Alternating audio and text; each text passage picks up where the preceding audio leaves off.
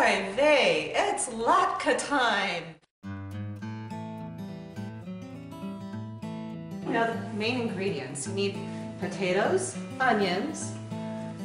I add a little bit of garlic, and I also put in my own addition of carrots that will help keep your potatoes from turning brown. There's a little bit of lemon juice. It really does help, and it doesn't take away any of the flavor. Flour for binding, matzo meal, salt, pepper, and we need some eggs. Forgot to put those out.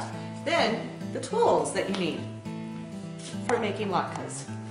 I like to use an electric skillet because the sides are very deep so you don't get grease all over the place. And then we have a food processor. I don't know what they did before they came out with food processors, but this is a time saver, a lifesaver for sure. A couple big pans, and as you'll see the process, you'll see why I need the pans. I also like to use a colander to drain out a lot of the liquids. There's a lot of liquid in potatoes. And when we're peeling the potatoes, I like to soak them afterwards in a tub of ice water. So the first step is to peel and wash all your ingredients. The carrots need to be peeled, the potatoes need to be peeled, and when I peel, I like to peel them into one of those plastic grocery bags. It's a great way to do easy cleanup. While I'm peeling the carrots and slicing up the onions and preparing the garlic, I'm going to allow the potatoes to soak for the time that it takes to do that, which is usually runs about 20 minutes. Carrots don't need to soak in the water. I'm cutting the carrots into small pieces because I'm going to use them to puree them so I can get a certain consistency that I'm desiring out of the potato latkes. I will also be doing the same thing with the onion. Cut them into even-sized portions so that they chop in the food processor correctly.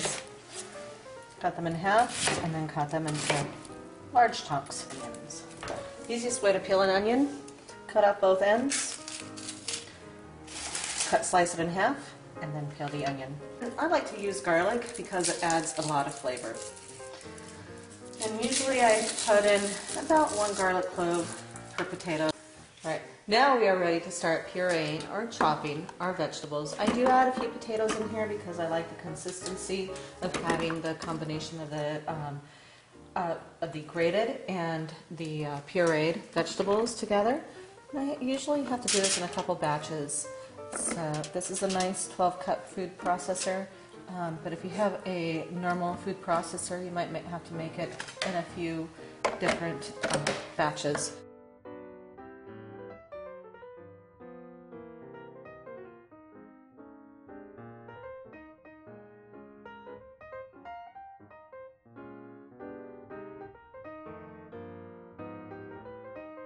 Now that I have pureed all of the carrots, the onions, the garlic, and a couple of potatoes, this is the consistency that I have. You can see that it's very finely chopped and even become kind of like a mushy ingredient. I switched out my regular blade for a shredder blade. You may find that you'll have to cut up some of your potatoes into smaller pieces in order to fit into the mouth of your food processor. And you can shred.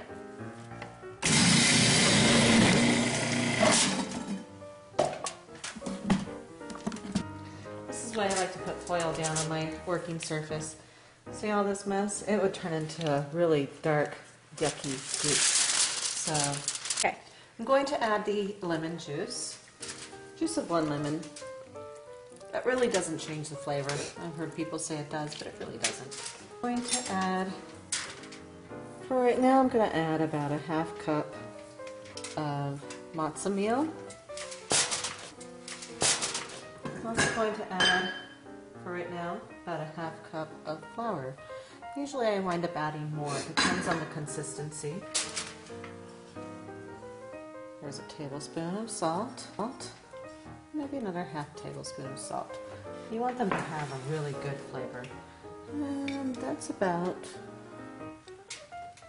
half tablespoon, 2. Depends on how peppery you like your latkes to be. I always like to crack my eggs in a separate dish in case I get any shells. Right now, since I have 10 potatoes, I'm going to do at least 4 eggs. If I need more, as I mix, I will add more.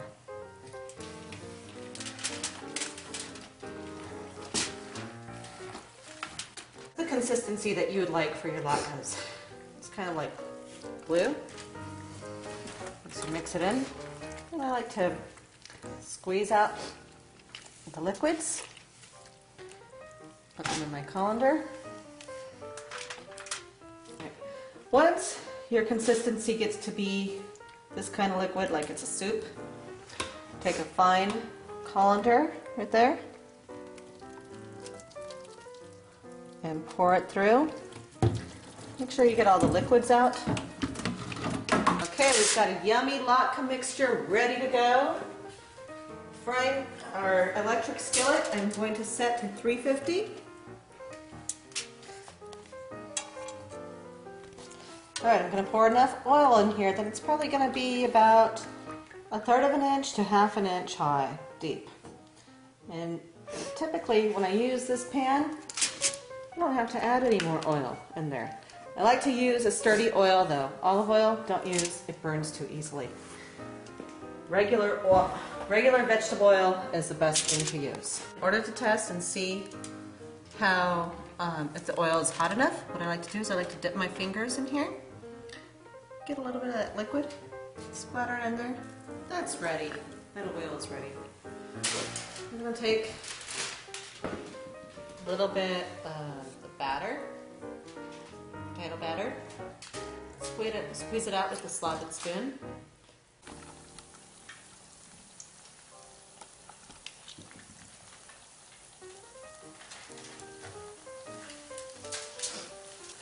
Too bad you don't have smell-o-vision. If you had smell-o-vision, you'd be making these right now. You wouldn't be sitting there in front of your computer watching this video. Not that I mind, as long as you give me good reviews. Time to enjoy my latke. Some people like applesauce, which I do, on their latke. Some people like sour cream. I really don't care for sour cream, but others like it. And as you can see, it's nice and crispy on the outside, tender and juicy on the inside. Put some applesauce on there. Bon appetit. Thank you for watching.